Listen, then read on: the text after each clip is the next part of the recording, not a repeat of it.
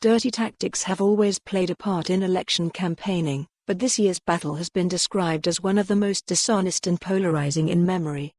From the Conservatives changing their social media name to Fact Check UK during one televised debate, to confusion over the legitimacy of a photograph of a boy lying on the floor of a hospital for treatment, the Lib Dems bar charts and the bizarre story about a Labour activist punching an opposition member which turned out to be untrue, the lines between propaganda and truth are getting more blurred than ever, according to experts. Academics and pundits from across the globe say this rise in dishonest campaign messaging, the echo chambers created by social media and the surge in popularity for nationalist-leaning parties in England, Ireland and Scotland could be making way for more extreme, radical views to seep into the mainstream world of politics, and eventually Parliament.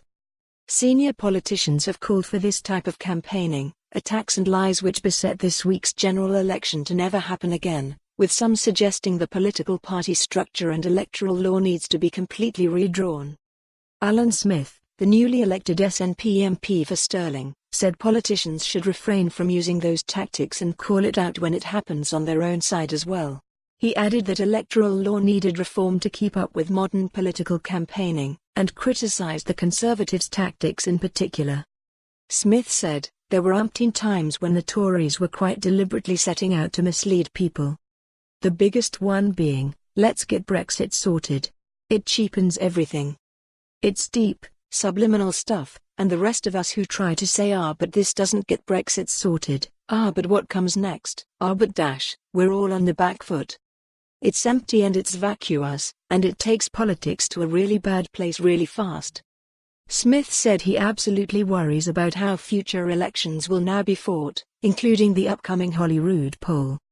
He added, "Unless we see a wholesale review of electoral finance laws, electoral law itself, data protection law and have a proper discussion about the role of social media, then they are going to take advantage of whatever rule is sloppy." He said electoral law is still designed for when you physically put pieces of paper through people's letterbox, and added, "The law has just not caught up at all." Andy McIver, a former Scottish Conservative spin doctor and now a political analyst and PR firm director, said that while election campaigns have always been fought on the edge of truth, the situation is getting gradually worse. He said, "There would be little better for this country than throwing up the cards and starting again with the political party structure." For more on this story, visit the news article link.